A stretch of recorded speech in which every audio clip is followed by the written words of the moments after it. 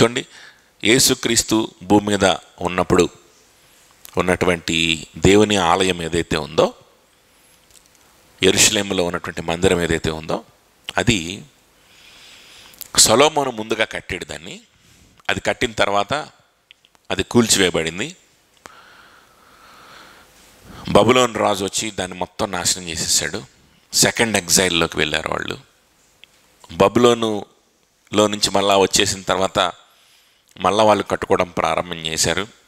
కానీ అంత ఫినిష్డ్గా, అంత సొలొమోను అంత గ్లోరియస్గా కట్టలేకపోయారు. కానీ యేసుక్రీస్తు ఈ భూమి మీదకి వచ్చిన సమయంలో హేరోదు అనేటువంటి ఒక రాజు ఉన్నాడు, మనకు తెలుసు కదా. ఆ హేరోదు సొలొమోనుకి మాత్రం తీసిపోకుండా మరలా మందిరాన్ని కట్టాడు. సో యేసుక్రీస్తు ఉన్న కాలంలో ఇట్స్ ఎ గ్లోరియస్ టెంపుల్, అదేమి తక్కువగా లేదనమాట. సొలొమోను ఎంత గ్లోరియస్గా కట్టాడో హేరోదు కూడా అంతే అద్భుతంగా బంగారము పొదిగి మరి గోడలకి కట్టించాడు. ఒక పెద్ద వింత అన్నమాట.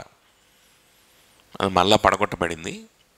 అది కనుక పడగొట్టబడకుండా ఉండుంటే ఖచ్చితంగా అది 7 వండర్స్ ఆఫ్ ద వరల్డ్లో ఒక వండర్గా ఎప్పటికీ నిలిచిపోయి ఉండేదన్నమాట. అంత గొప్పగా కట్టాడు. సో ఈ యూదులు వాళ్ళు కట్టుకున్నటువంటి ఈ మందిరాన్ని చూసుకొని వాళ్ళు ఏంటంటే చాలా సాటిస్ఫాక్షన్ పొందుకుంటూ ఉంటారు. దేవునికి చాలా భక్తి చేస్తున్నాం అనుకుంటా ఉంటారు. చాలా నీతిమంతులుగా ఉన్నాము మేము దేవుని దృష్టిలో అనుకుంటా ఉంటారు. కానీ ప్రభు ఎప్పుడో యెషయా ద్వారా మాట్లాడేశాడు. ఏం మాట్లాడాడంటే, యెహోవా ఇలాగూ ఆజ్ఞించున్నాడు, ఆకాశం మన సింహాసనం, భూమి నా పాదపీఠము, మీరు నా నిమిత్తము కట్టను ఉద్దేశించి ఇల్లు ఏ పాటిది? చూసారా, నాకు విశ్రమ స్థానముగా మీరు కట్టనుద్దేశించినది ఏ పాటిది? Do you know who I am? I am a omnipotent God, omnipresent God, infinite God. నాకు ఒక మందిరాన్ని, నాకు విశ్రాంతి తీసుకోవడానికి ఒక మందిరాన్ని మీరు ఎలా నిర్మించగలరు? అది ఏ పాటిది? ఒకవేళ నిర్మిస్తే దాన్ని నేను నా కుమారుణ్ణి చూపించడానికి, నా కుమారుడు ఏ విధంగా మీకోసం పనిచేస్తాడో మీకు తెలియజేయడానికి, యేసుక్రీస్తుని చూపించడానికి నేను వాడుకొని దాన్ని అవతల పడేస్తాను. Use and throw. అదవుతుంది. అపార్ట్ ఫ్రమ్ దట్ అందులో మీకు ఏ నీతి లేదు. ఆ మందిరంలో మీరు కట్టించినటువంటి వాటిల్లో ఏ నీతి కూడా మీకు లేదు అని ఇక్కడ దేవుడు ఆనాడే యెషయా ప్రవక్త ద్వారా తెలియజేశాడు. సో ఇవన్నీ చేసి ఇలాంటి బలులు నైవేద్యాలు అన్నీ అర్పిస్తూ వాళ్ళు వాళ్ళ జీవితంలో లేనటువంటి విషయం ఏంటి అని అంటే, చూడండి 4వ వచనం, నేను పిలిచినప్పుడు ఉత్తరమిచ్చేవాడు ఒక్కడునూ లేకపోయాను, నేను మాట్లాడినప్పుడు వినివాడు ఒక్కడునూ లేకపోయాను. నా దృష్టికి చెడ్డదైన దాన్ని చేసిరి, నాకు ఇష్టము కాని దానిని కోరుకొనిరి, కావున నేనును వారిని మోసములో ముంచుదును, వారు భయపడు వాటిని వారి మీదకి రప్పించదును. ఏం చేశారంట? ఆయనకి ఇష్టము అయిన వాటిని వీళ్ళు వెతకకుండా ఆయనకి ఇష్టం లేని వాటిని వెతికారంట. దేవునికి హృదయానికి ఏది ఇష్టమో దాన్ని వెతకలేకపోయారంట వీళ్ళు. నా హృదయానికి ఏమి ఇష్టమో తెలుసుకొని దాన్ని వెతకాలి, అది కదా భక్తి. నా హృదయానికి ఏంటి ఇష్టమో, అద్వితీయ కుమారుడైనటువంటి తన అద్వితీయ కుమారుడైనటువంటి యేసుక్రీస్తు నామమే హెచ్చింపబడ్డం తప్ప తండ్రికి ఇష్టమైనటువంటి క్రియ ఇంకేమన్నా ఉంటుందా? ఏంటి దేవునికి హృదయానికి ఇష్టమైన క్రియ? దేవుని క్రియ అంటే ఏంటి అంటే, మీరు ఒక పెద్ద ఎస్సే రాస్తారు. ఎట్లాంటి ఎస్సేనే ఒకరోజు రాయబోయారు పరిచయులు, శాస్త్రులు, యూదులందరూ కలిసి రాయబోతే దేవుడు అన్నాడు, యేసుక్రీస్తు ప్రభు అన్నాడు, మీరు ఎస్సేలు రాయకంటారా బాబా, ఇవన్నీ చదివే ఓపిక నాకు లేదు, దేవుని క్రియ అనగా ఆయన పంపిన వాని యందు, అంతే, ఫినిష్. Short answer. ఎస్ఏలు రాయకండి. He has made everything short. Everything short. There is no complicated answer for the question what makes the heart of God happy. There is only one and very straightforward answer, that is what makes his heart happy: to know and believe and live for his son Jesus Christ. That's it. That's it. That is what makes the Father's heart happy, to see his son glorified in the hearts of his people, to see his son seated on the throne of the hearts of his people. That is the only thing that makes the Father happy. దేవుని, తండ్రిని సంతోషపరిచేది అదే. నాకు ఇష్టమైన వాటి వైపు మీరు ఎప్పుడైనా ఆలోచించారా? యేసు క్రీస్తుతో కలిసి జీవించడం గురించి ఎప్పుడైనా ఆలోచించారా? ఆయనతో సహవాసం చేస్తూ, ఆయన్ని హెచ్చిస్తూ, ఆయన్ని ప్రకటించడాన్ని గురించి ఎప్పుడైనా ఆలోచించారా? దాని గురించి ఆలోచించలేదు. నాకేదైతే హేయమైనదో, ఏదైతే మనుషుల దృష్టికి ఘనమైనదో, అది దేవుని దృష్టికి హేయమైనది. లోకాశ, నేత్రాశ, శరీరాశ, జీవపు డంబం ఏదైతే లోకము నుండి కలిగే ఉన్నాయో, ఏవైతే తండ్రి నుండి కాక లోకము నుండి కలిగేవి ఏవైతే ఉన్నాయో, ఇవన్నీ నాకు హేయమైనవి. ఇవన్నీ హేయమైనవి. వీటన్నిటికంటే మించి నా కుమారుడైనటువంటి యేసు క్రీస్తుని వెంబడించడం గురించి మీరు ఆలోచించకుండా ఉన్నారే. వీటన్నిటికంటే మించి నా కుమారుడు, ఇదిగో నిన్ను నువ్వు ఉపేక్షించుకోననిదే, నీ తండ్రినైనను తల్లినైనను ఎవరినైనను, ఆఖరికి నీ సొంత ప్రాణమును ఉపేక్షించుకొని నన్ను వెంబడించింది నాకు పాత్రువి కాదు అని చెప్పినప్పుడు, దాని గురించి ఆలోచన చెయ్యకుండా ఉన్నటువంటి నీ పరిస్థితి, నీ పరిస్థితి, that is the most disgusting thing to the heart of the father. తన కుమారుడైన యేసుక్రీస్తుని వెంబడించాలంటే ఏం చేయాలో ఆలోచన కూడా లేకుండా జీవించటం తండ్రి హృదయాన్ని ఎంతగానో నొప్పిని కలుగు చేసేటువంటి విషయం. సో ఇవన్నీ మీరు చేస్తూ మీరేమనుకుంటున్నారంటే మీరు ఇంకా భక్తులు అనుకుంటున్నారు. ఇవన్నీ మీరు చేస్తూ మీరేదో ఒక కానుకిచ్చి, లేకపోతే ఏదో ఒక ప్రసంగం చేసి, లేకపోతే ఏదో ఒక ఇది ఒక కూటం కండక్ట్ చేసి, ఏదో చేసి మీరు సేవ చేస్తున్నారని ఫీల్ అవుతున్నారు. యేసుక్రీస్తుతో నీ సంబంధం ఎలా ఉంది? ఆయన సువార్తను ప్రకటించి ఒక నశించిపోయేటువంటి వ్యక్తిని క్రీస్తుకు శిష్యుడిగా మార్చాలనేటువంటి కోరిక అసలు ఉందా నీ జీవితంలో? ఆ పనిలో ఉండడం కోసం నిన్ను నువ్వు ఉపేక్షించుకోగలుగుతున్నావా? నీకు ఏదైతే ప్రియముగా ఉంటాయో, నీకేవైతే లాభకరంగా ఉంటాయో వాటిని పెంటతో సమానంగా ఎంచుకొని నిన్ను నువ్వు ఉపేక్షించుకొని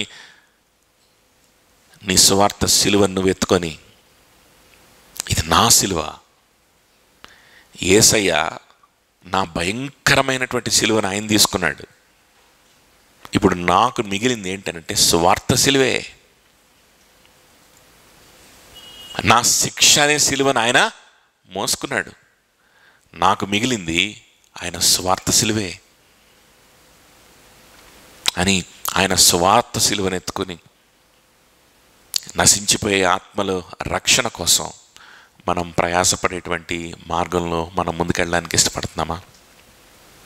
ఈ ఆలోచన లేకుండా, if you don't have this thinking, this mind set of being prepared for the gospel, taking the cross, taking your cross of gospel, your cross of gospel, your cross is no more your eternal damnation because it is taken by Jesus. The only cross that is left for you is the cross of preaching the gospel. It's a delightful cross. అది సిలువ అయినప్పటికీ అది తేలికైన సిలువ, అది సులువైన సిలువ. ప్రభు మనకు సహాయం చేస్తూ ఉండగా, మనకు తోడై ఉంటూ ఉండగా, మనకు కృపణిస్తూ ఉండగా మనము సంతోషంతో మోయగలిగినటువంటి సిలువది. దాన్ని మోసుకొని ఆయన్ను వెంబడించడానికి మనం ఆలోచన చేస్తామా? అది ఆలోచన చేయకుండా నేను చాలా భక్తిగా ఉన్నానని ఎన్ననుకుంటే ఏం ఉపయోగం? చూడండి, ఇక్కడ సింపుల్ టర్మ్స్ని దేవుడు ఉపయోగిస్తూ ఉన్నాడు. నేను పిలిచినప్పుడు ఉత్తరమిచ్చువాడొక్కడను లేకపోయాను, నేను మాట్లాడినప్పుడు వినువాడొక్కడను లేకపోయాను. Simple words, simple language, nothing complicated, simple language. Verse 4, very simple. No mystical language, no mystical terms, or no big theological terms, nothing. ఏదో మర్మమైనటువంటి పదాలు కానీ అలాంటివి ఏమీ లేవు. చాలా సింపుల్గా నేను పిలిచినప్పుడు పలకాలి, నేను మాట్లాడినప్పుడు వినాలి. నేను పిలిచినప్పుడు ఇదిగో సమయంలాగా, ఇదిగో అయ్యా నీ దాసుడు వినుచున్నాడు, మాట్లాడము అని చెప్పగలిగేటువంటి ఆ ప్రేమ, కనీసం ఆ అటాచ్మెంట్ నాతో ఉండద్దా? ఎవడికి లేదు. ఎవడు బిజీలో వాడు ఉన్నాడు, ఎవడు ఆలోచనలో వాళ్ళు ఉన్నారు, ఎవరి ప్రణాళికల్లో వాళ్ళు ఉన్నారు. నేను మాట్లాడినప్పుడు వినద్దా? అయ్యా నీ మాటలు నాకు కావాలయ్యా, నేను వింటాను అని ప్రశాంతంగా కూర్చొని నా మాటలు వినడానికి ఎవడికి టైం లేదు. అట్లా అని చెప్పి మీరేమైనా పెద్ద ఘనకార్యాలు చేస్తున్నారా? ఏమీ లేదు. బోళ్ళంత టైం ఉంటుంది, నాకు ఇవ్వడానికి మాత్రం మీకు టైం లేదు. ప్రభు నాతో ఏం మాట్లాడుతున్నాడు కనిపెట్టడానికి టైం లేదు. Simple relationship, simple relationship, simply giving your time to Christ. అది లేని వారిని ఏమంటున్నాడో 5వ వచనంలో చూడండి, 5th verseలో, యెహోవా వాక్యమునకు భయపడువారలారా ఆయన మాట వినుడి. మనకి హీబ్రూ మూల భాషలో కనుక చూస్తే భయపడువారలారా అనేటువంటి ఆ మాటకి కరెక్ట్ ట్రాన్స్లేషన్ ఏంటి అని అంటే గౌరవించువారలారా అనేటువంటి ట్రాన్స్లేషన్ రావాలి. రెవరెంట్ ఫియర్ అనేటువంటి ట్రాన్స్లేషన్ వస్తుంది. రెవరెంట్ ఫియర్, గౌరవం, భక్తితో కూడినటువంటి భయము, గౌరవముతో కూడినటువంటి భయము. ఇదేదమ్మో దేవుడు శపించేస్తాడు, అమ్మో దేవుడు శాపం పెట్టేస్తాడు అని చెప్పి భయపడేది కాదు. ఇది దేవుణ్ణి ప్రేమించి, అమ్మో దేవునితో నా సంబంధం పోతుందేమో, దేవునితో నాకున్నటువంటి ఆ స్నేహము ఎక్కడైనా పాడైపోద్దేమో అని భయపడతాం అనమాట. దాన్ని రెవరెంట్ ఫియర్ అంటారు. అర్థమవుతుందా? దేవుడు ఏదో శపిస్తాడని భయపడడం కాదు, దేవుడు శపించగలడు. ఆయన ఎలా శపించగలడో ఇక్కడ చెప్పాడు కూడా. ఆయన రిలేషన్షిప్ పోద్దేమో అని భయపడకపోతే శాపాన్ని చూపించి కూడా భయపెట్టడం ఆయనకు వచ్చు. ఎందుకంటే ఆయన శపిస్తే ఇంకా ఏ శాపం కూడా దాని ముందు పనికిరాదు. ఆయన హింసించదలుచుకుంటే ఎవడు కూడా ఆయనలాగా హింసించలేడు. కానీ అక్కడ దాకా తెచ్చుకోవాల్సిన అవసరం లేదు. ఆయన కోరుకునేది ఏంటి అని అంటే, మీరు భయపడండి ముందుగానే. ఏ విధంగా భయపడవచ్చు? మీరు శపిస్తానని భయపడాల్సిన అవసరం లేదు. నాతో మీరు సంబంధాన్ని కోల్పోకూడదని భయపడండి. నా మాటలు మీరు వినాలని భయపడండి. చూడండి, యెహోవా వాక్యమునకు భయపడవారలారా ఆయన మాట వినుడి. మిమ్మల్ని ద్వేషించుచు నా నామము నిమిత్తం మిమ్మల్ని త్రోసివేయు మీ స్వజనులు మీ సంతోషం మాకు కనపడినట్లు యెహోవా మహిమపరచబడును గాక అని చెప్పుదురు. వారే సిగ్గుపడుతురు. ఆలకించి పట్టణంలో అల్లరి ధ్వని పుట్టుచున్నది. ఆలకించుడి, దేవాలయము నుండి శబ్దము వినబడుచున్నది. తన శత్రువులకు ప్రతీకారము చేయుచుండి యెహోవా శబ్దము వినపడుచున్నది. చూడండి, 4వ వచనంలోనే చూస్తే కనుక, నేను పిలిచినప్పుడు ఉత్తరం ఇచ్చేవాడు లేకపోయాను, నేను మాట్లాడినప్పుడు వినువాడు లేకపోయాను, నా దృష్టికి చెడ్డదానిని చేసిరి, నాకు ఇష్టం కాని దానిని కోరుకొని, కావున నేను వారిని మోసములో ముంచుదును, వారు భయపడు వాటిని వారి మీదకి రప్పించదును.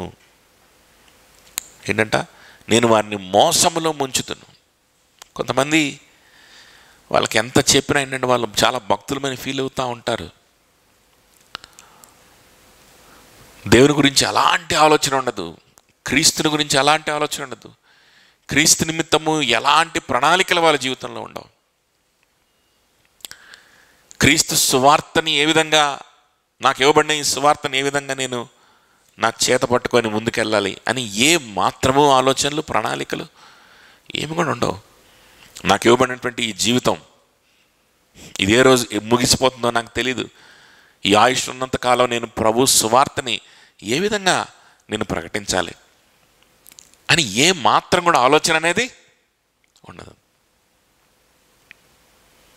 దేవునికి ఇష్టమైన వాటి మీద ఏ మాత్రమూ ఆలోచన పెట్టుకోకుండా, దేవునికి సంబంధం లేని వాటి గురించి ఎన్నో ఆలోచనలు, ప్రణాళికలు అన్నీ కలిగి ఉంటూ మళ్ళీ చాలా భక్తులమని ఏదో ఫీల్ అవుతూ ఉండేటువంటి వ్యక్తుల్ని దేవుడు ఏం చేస్తాడంటే చెప్పి చెప్పి చెప్పి వారినంట మోసములో ముంచుదును. దీనికి మించిన శాపం ఇంకోట్లేదు.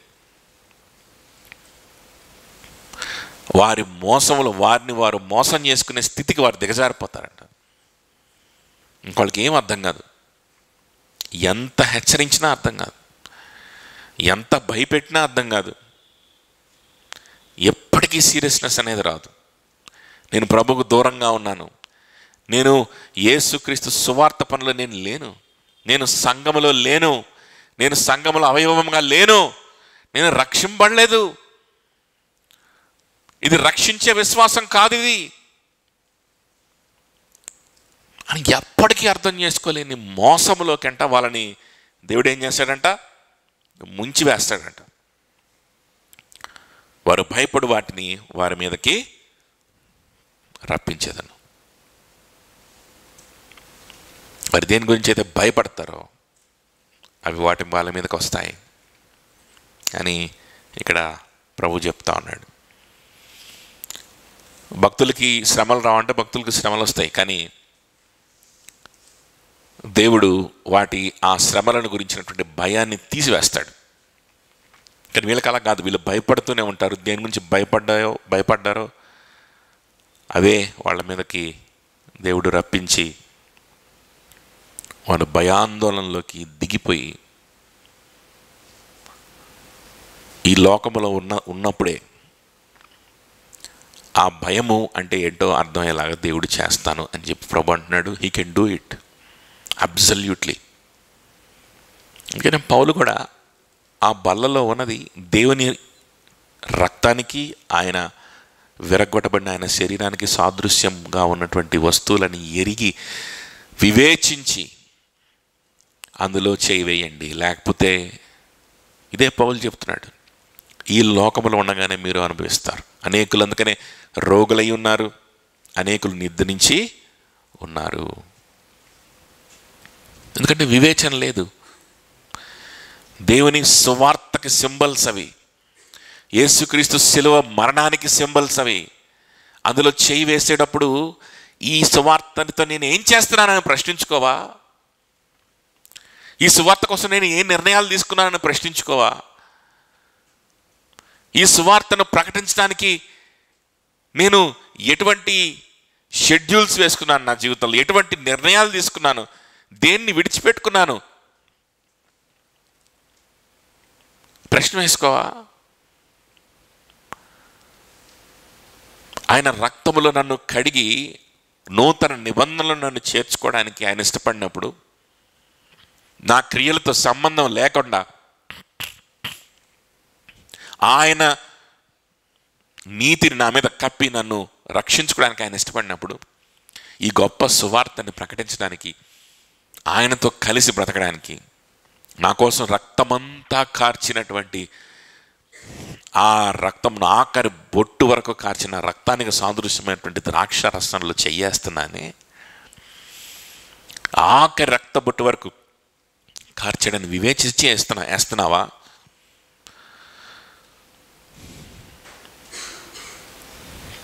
ఆయనలో నుంచి జీవమంతా వెళ్ళిపోయేంత వరకు విరగ్గొట్టబడినటువంటి, తునాతునకలుగా విరగ్గొట్టబడినటువంటి ఆయన శరీరముకు సాదృశ్యమైనటువంటి రొట్టెలో చేయి వేస్తున్నానని ఆలోచన ఉందా అసలు?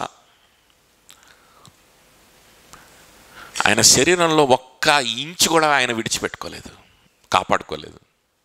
ఒక్క రక్తపు చుక్క కూడా ఆయన దాచిపెట్టుకోలేదు. ఆయన శరీరంలో నుంచి సమస్తము ఆయన దారవస్తే నీ జీవితం నుంచి నువ్వేమిస్తున్నావు? కనీసం నీ సమయాన్ని ఇస్తున్నావా? కనీసం నీ జీవితాన్ని ఇస్తున్నావా? ఏమిచ్చావు? ఆ సువార్తను ప్రకటించడానికి నువ్వేం చేస్తున్నావు అనేది మనం ఆలోచించకుండా అందులో చేయి వేస్తేనంట ఇదిగో ఇదే జరుగుతుందంట. నీ పాటలు, నీ ఆరాధనలు ఇవన్నీ దేవునికి హేయకరమైనటువంటి వస్తువుల్లాగా కనిపిస్తాయంట, పంది రక్తములాగా కనిపిస్తుందంట. చూడండి 5వ వచనం, యెహోవా వాక్యమునకు భయపడిన వారలారా ఆయన మాట వినుడి. మిమ్మల్ని ద్వేషించుచు నీ నామం బట్టి మిమ్మల్ని త్రోసివేయు మీ స్వజనులు మీ సంతోషం మాకు కనబడినట్లు యెహోవా మహిమనందురుగాక అని చెప్పుదురు, కానీ వారే సిగ్గుపడుదురు. ఏం చెప్తున్నారంటే వీళ్ళు, మీ సంతోషము మాకు కనబడినట్లు యెహోవా మహిమనందునుగాక అని చెప్తారంట. ఏంటి మీరు సంతోషంగా ఉండరు? మీరేంటి ఎప్పుడు దేవుని కోసం ఇంకా ఏం చేయట్లేదే, దేవుని కోసం ఇంకా ఏం చేయట్లేదే అని చెప్పి దేవుని గురించి బాధపడుతుంటారేంటి? డబ్బుల కోసం బాధపడండి, లోక సంబంధమైనటువంటి విషయాల కోసం బాధపడండి, అచీవ్ చేయండి, సంతోషంగా ఉండండి, అప్పుడు యెహోవా మహిమ పొందుతాడు అంటారంట వీళ్ళు. ఈ డైలాగ్ ఎవరిది? దుష్టులది. ఇది ఏంటిది? భక్తులు దైవజనులు చెప్పినటువంటి డైలాగ్ అనుకుంటున్నారా? వాళ్ళ దగ్గర నుంచే వింటుంటాం కదా. కానీ యెషయా ద్వారా సాక్షాత్తు దేవాది దేవుడు చెప్తున్న మాటలు ఇవి గుర్తుపెట్టుకోండి. దేవాది దేవుడు చెప్తున్న మాటలు చెప్పేదెవరు? మీ స్వజనులు చెప్తారు, మీ సొంత ప్రజలు చెప్తారు, మీ ఇంటి వారు చెప్తారు, మీ బంధువులు చెప్తారు, మీ స్వజనులు చెప్తారు.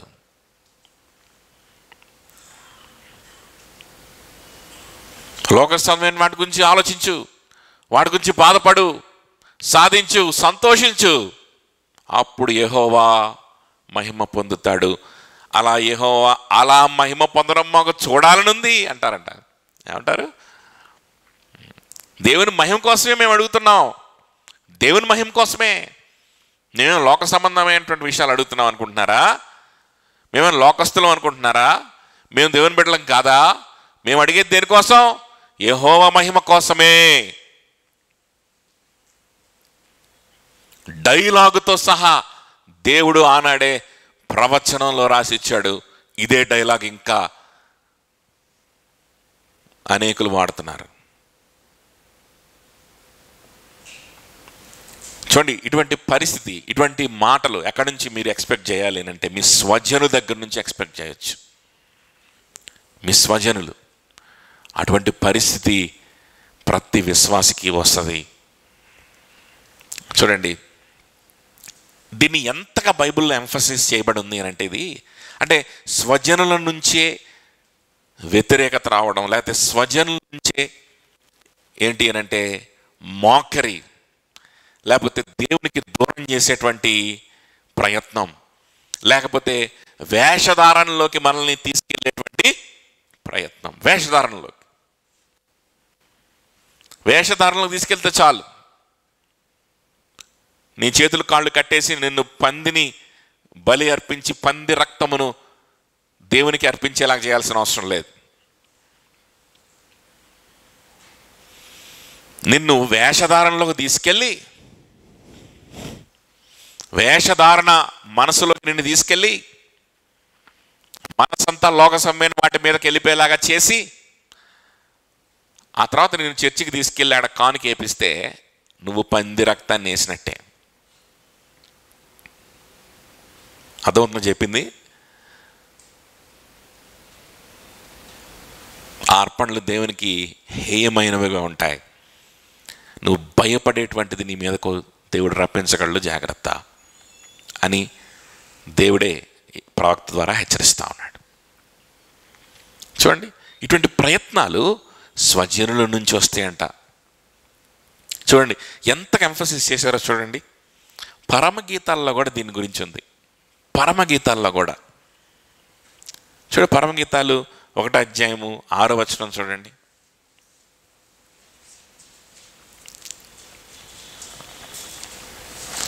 పరమగీతాలు 1వ అధ్యాయం 6వ వచనం. నల్లని దాననని నన్ను చిన్న చూపులు చూడకుడి, నేను ఎండ తగిలిన దానను, నా సహోదరులు నా మీద కోపించి నన్ను ద్రాక్ష తోటకు కావలి కత్తెగా ఉంచిరి, అయితే నా సొంత తోటను నేను కాయకపోతుని. నా చాలు.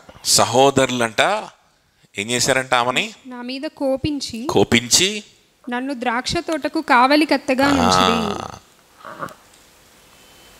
చూడండి, తన ప్రియుడును వెతుకుతూ తన ప్రియుని దగ్గరికి వెళ్ళాలని, తన ప్రియునితో కలిసి జీవించాలని, ఆయన పెళ్లి చేసుకోవాలని చెప్పి ఇష్టపడుతూ ఆయనతోనే కలిసి జీవితాంతం ఉండాలి, తరతరాలు ఆయనతోనే ఉండాలని ఇష్టపడుతున్నటువంటి ఒక వధువు చెప్తుందన్నమాట. ఏం చెప్తుంది? నా సహోదరులు నా మీద కోపించారు. తన వరుణ్ణి వెతుక్కుంటా ఉంటే సహోదరులు ఏం చేశారంట? కోపించారంట. చూడండి, ఈ క్రాస్ రెఫరెన్స్ నాకు ఎక్కడ దొరికింది అంటే, ఈ క్రాస్ రెఫరెన్స్ నేను కనిపెట్టింది కాదు. నాకు ఆలోచనలు ఒక 2 క్రాస్ రెఫరెన్స్ వచ్చినాయి, తర్వాత రాసుకున్నాను. ఇది నాకు వచ్చిన ఆలోచన కాదు. ఇది మాథ్యూ హెన్రీ కమెంటరీలో 16th సెంచరీ 17th సెంచరీలో రాయబడినటువంటి కమెంటరీలో మాథ్యూ హెన్రీ గారు గొప్ప దైవజనుడు అయినటువంటి వ్యక్తి. ఈ క్రాస్ రెఫరెన్స్ నాకు భలే ఆశ్చర్యం అనిపించింది. నిజమే కదా, ఒక ప్రియురాలు తన ప్రియుడిని వెతుక్కుంటా ఉంటే సహోదరులు ఏం చేశారంట? ఆమెను కోపించారంట, వ్యసనపడ్డారంట, ఆపివేయడానికి ప్రయత్నాలు పెడుతున్నారంట. ఆ ద్రాక్ష తోటగా కావలి కర్తగా ఆమెని పెట్టేసి తన ప్రియుణ్ణి వెతుక్కోకుండా ఆపివేయాలని సర్వ ప్రయత్నాలు చేస్తున్నారు. చూడండి, ఇది ఎంత కామన్ అంటే ఒక విశ్వాస జీవితంలో. అలాగనే సంఘములో ఉన్నటువంటి విశ్వాసి కూడా తన ప్రియుడైనటువంటి క్రీస్తుని వెతకడానికి ప్రయత్నం చేసేటప్పుడు ఇంత కామన్గా ఇది జరుగుతుంది. అందుకనే పరమగీతాల్లో కూడా దాన్ని పెట్టేశాడు. This is common when a beloved is bound to search and be with her beloved. ఇదే యోహాను సువార్త మనం చూసాం ఆల్రెడీ. చూడండి, యోహాను సువార్త 18:35, John 18:35. అందుకు పిలాతు, నేను యూదుడనా ఏమి? నీ స్వజనమును ప్రధాన యాజకులను నిన్ను నాకు అప్పగించితిరి కదా, నీవేమి చేసితివని అడుగగా యేసు, ఎవరు అప్పగించారంట యేసయ్యని? స్వజనులు, ఇంకా ప్రధాన యాజకులు. స్వజనులు, ఆయన బంధువులు, ఆయన జాతివారు, ఆయన ఊరువారు, ఇంకా తన సొంత ఆరాధన పద్ధతిలో ఉన్నటువంటి తన మత నాయకులుగా పిలువబడినటువంటి ప్రధాన యాజకులు. చూడండి, పాస్టర్లు, ఇంకా సొంత ప్రజలు. This is the history, this is the pattern of every believer including Jesus Christ. Including Jesus Christ. This is the pattern of every believer, including the people that lived before Christ. అందుకని పరమగీతాల్లో కూడా ఆ pattern ఉంది. యోహాను సువార్త 15:18 చూడండి. John 15:18. లోకము మిమ్మల్ని ద్వేషించిన ఎడల మీకంటే ముందుగా నన్ను ద్వేషించినని మీరు ఎరుగుదురు. సో ప్రభువుని ఆ విధంగా లోకము ద్వేషించిందంట. ప్రభువుని ఏ విధంగా అయితే స్వజనులు ద్వేషించారో, ప్రభువుని ఎలాగైతే స్వకీయులు ద్వేషించారో, సేమ్ ప్యాటర్న్ ప్రతి బిలీవర్ జీవితంలో కూడా జరిగి తీరుతుంది. ఈ ప్యాటర్న్ నా జీవితంలో లేదండి అని అంటే, there is not 99%, not 99.9%, there is 100% chance that you are not at all saved in the first place. అర్థమవుతుందా? బైబిల్లో ఉన్నటువంటి అనుభవాల్ని మనం కనుక చూస్తే 100% ఈ అనుభవం ప్రతి విశ్వాసి ఎదుర్కొనేటువంటి అనుభవం ఇది.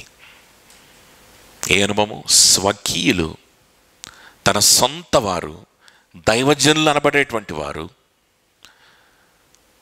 వారి గురించి కన్సర్న్ కలిగి ఉన్నామని చెప్పబడేటువంటి వారు ఆ విశ్వాసుల్ని వారి ప్రియుడైన యేసుక్రీస్తు నుంచి వారి మనసును తొలగించి, ఆయన పిలిచినప్పుడు వినే పరిస్థితిలో నుంచి బయటికి తీసుకొచ్చి, ఆయన మాట్లాడేటప్పుడు ఆలకించే స్థితి నుంచి బయటికి తీసుకొచ్చేసి,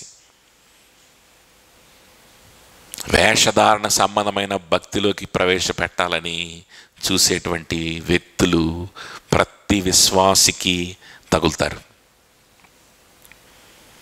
వారితోటి ప్రతి విశ్వాసికి ఇబ్బంది కలుగుతుంది. అలానే యోహాను సువార్త 16:2 చూడండి. John 16:2. మీరు అభ్యంతర పడకుండా వెళ్ళనని ఈ మాటలు మీతో చెప్పుచున్నాను. వారు మిమ్మల్ని సమాజ మందిరములలో నుండి వెలివేయుదురు. మిమ్మల్ని చంపు ప్రతివాడు తాను దేవునికి సేవ చేయుచున్నానని అనుకుని కాలము వచ్చుచున్నది. మిమ్మల్ని చంపు ప్రతివాడు దేవునికే సేవ చేస్తున్నామనేటువంటి ఆలోచించేటువంటి కాలము రాబోతుంది. ఎవడో విగ్రహాలను పూజించేవాడు వచ్చి, ఎవడో ఏదో సంస్థవాడు వచ్చి మిమ్మల్ని చంపుతారు, మిమ్మల్ని హింసిస్తారు అని చెప్పేదానికంటే కూడా, అసలు అలాంటివి చాలా తక్కువ చెప్పాడు దేవుడు. దానికంటే కూడా ఎక్కువ మాటలు యేసుక్రీస్తు ప్రభువు చెప్పిన మాటలు ఏంటంటే, మీ స్వకీయుల దగ్గర నుంచి you need to expect this. మీ ఆత్మను గురించి ఆలోచిస్తున్నామని చెప్పే వాళ్ళ దగ్గర నుంచి you need to expect this. They say that they are concerned about your spiritual life. They say that they are concerned about your success, your happiness. They say that they are concerned about glorifying God through your happiness. What a beautiful way to put it. But you know who they are actually? They are the people that are targeted, that have targeted you to break the relationship between you and your God, you and your beloved. ఇటువంటి వేషధారణ సంబంధమైనటువంటి పరిస్థితుల్లో మనం ఉండకూడదు. పరీక్షించుకోవాలి. దేవునితో ఇలాంటి సంబంధం కలిగి ఉన్నామో లేదో చూసుకోవాలి. ఒక మాటలు చెప్పడం కాదు, దేవుని మహిమ పొందుతాడు అది ఇది ఏం చెప్పి మాటలు చెప్పి, దేవునితో నీకు సంబంధం ఉందా? దేవుని సువార్తను ఏ విధంగా హ్యాండిల్ చేస్తున్నావు? మనం పరీక్షించుకోవాలి. ఇంకా పరీక్షించుకోవాల్సిన ఇంకో విషయం ఏంటి అని అంటే, నువ్వు నిజంగా విశ్వాసం అయితే ఇటువంటి పరిస్థితులు నువ్వు ఎదుర్కొంటున్నావా లేదా? ఖచ్చితంగా ఎదుర్కొంటావు.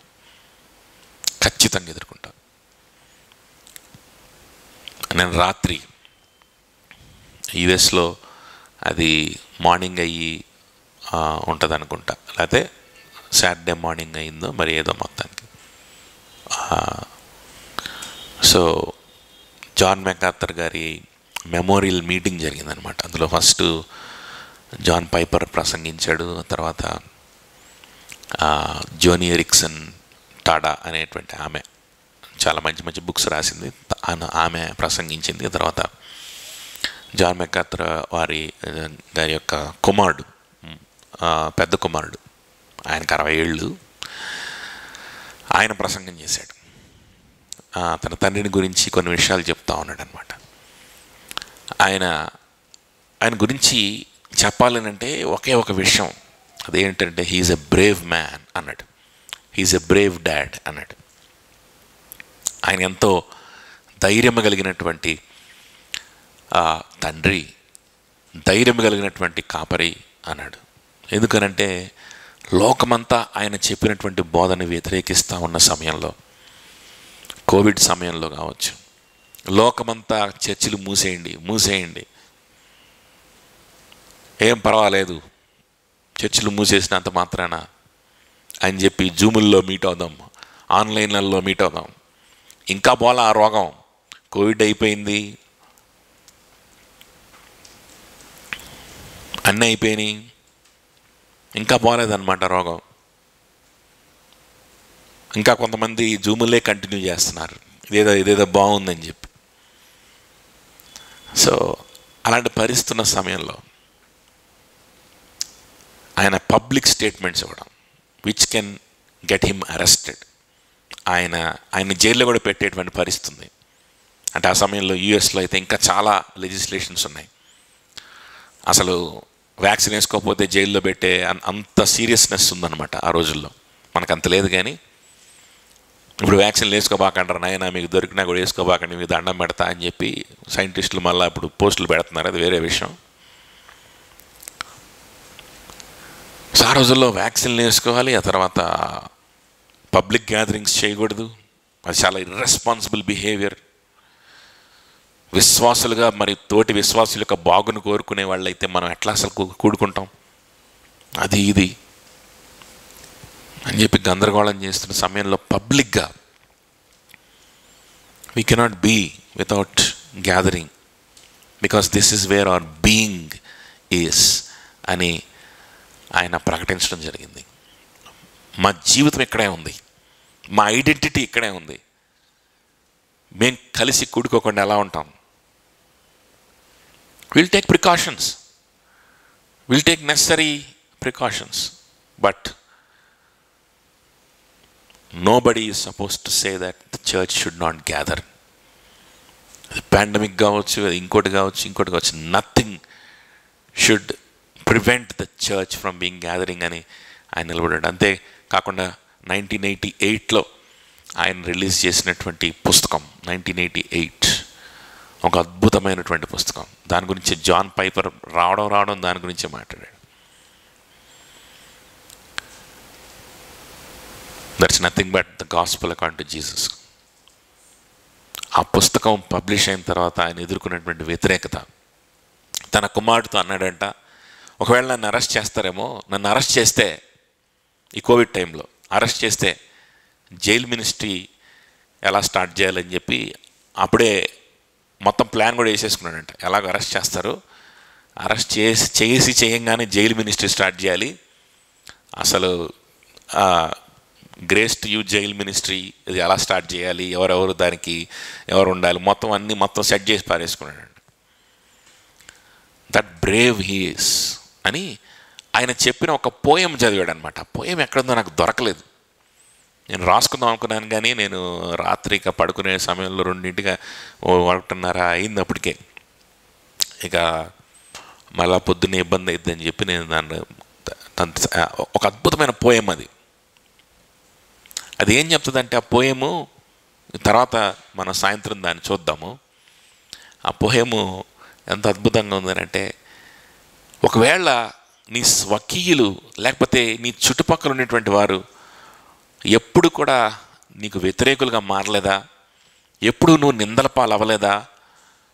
ఎందుకు అవ్వలేదు అనంటే, నీకు నిందలు ఎందుకు రాలేదు అనంటే, నీకు దూషణలు ఎందుకు రాలేదు అనంటే, నువ్వు ఒక దొంగవని, లేకపోతే నువ్వు ఒక మోసగాడివనో, లేకపోతే నువ్వు ఒక దయ్యం పట్టిన వాడివనో నిన్ను ఇంతవరకు ఎవ్వరూ అనలేదు అనంటే, దాని అర్థం ఏంటంటే నువ్వు ఎప్పుడు కూడా సాతానుగాడిని డిస్టర్బ్ చేయలేదు, నువ్వెప్పుడు కూడా సాతానుగాడి యొక్క కార్యక్రమాలకు అడ్డుపడలేదు, వాడి కార్యక్రమాలకు నువ్వు చక్కగా ప్రోత్సహించావు. ఎప్పుడు కూడా అసత్యానికి ఎదురుగా నువ్వు నిలబడలేదు. నువ్వు అసత్యాన్ని ప్రోత్సహించావు. నువ్వు ఒక పిరికివాడివి, నువ్వు ఒక స్వార్థపరుడివి, అందుకే నీకు ఇలాంటి అనుభవాలు లేవు అని చెప్తానమాట ఆ పోయం. అది మెకార్థర్ గారికి చాలా ఇష్టమైన పోయం అంట. దాన్ని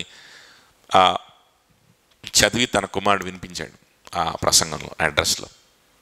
so this is my dad అని, హీస్ ఎ బ్రేవ్ పర్సన్ అని ఆయన చెప్పడం జరిగింది. సి, ఓల్డ్ టెస్ట్మెంట్ నుంచి, యెషయా ప్రవక్త సమయం దగ్గర నుంచి, ఇంకా దానికంటే ముందు నుంచి కూడా, మొన్నటిదాకా మన మధ్యలో పరిచయం చేసినటువంటి జాన్ మెకార్థర్ గారి జీవితంలో దాకా కూడా స్వకీయుల దగ్గర నుండి శ్రమను రానటువంటి వాడు విశ్వాసే కాదు, గుర్తుపెట్టుకోండి. ఇన్ని ఎవిడెన్సెస్ ఉన్నప్పుడు, అందుకే నేను చెప్పాను 100%, if you don't have this experience 100% you are not a believer. ఇటువంటి అనుభవాన్ని నువ్వు తప్పించుకోవడానికి ప్రయత్నం చేస్తున్నావా, you are not a believer 100%. ఇలాంటి అనుభవాలు నీకు అన్కంఫర్టబుల్గా ఉన్నాయా, I'm sorry, you are not a believer.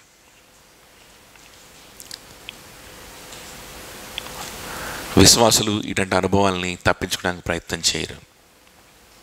These are the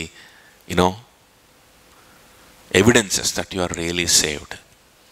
కాబట్టి ప్రభు నిమిత్తం, ప్రభు సువార్తను మనం ఆలకిస్తూ, ధ్యానిస్తూ, సువార్తను ప్రకటించే వారిగా మనం ఉందాం. ఆయన స్వరాన్ని విని భయపడేవారిగా ఉందాం. ఆయనకు స్పందించే వాళ్ళుగా ఉందాం. స్వకీయులైనా సరే మనుషుల దగ్గర నుంచి వచ్చేటువంటి ఆలోచన విధానాలకి మనం లొంగిపోకుండా, కృంగిపోకుండా, యేసు క్రీస్తు మన రోల్ మోడల్గా ఉన్నాడు కాబట్టి, అనేకమైన దైవజనులు మనకు రోల్ మోడల్స్గా ఉన్నారు కాబట్టి, ధైర్యముతో బ్రేవ్గా let us be brave Christians and move forward in this world which always tries to confuse us, which always tries to water down our excitement towards Christ.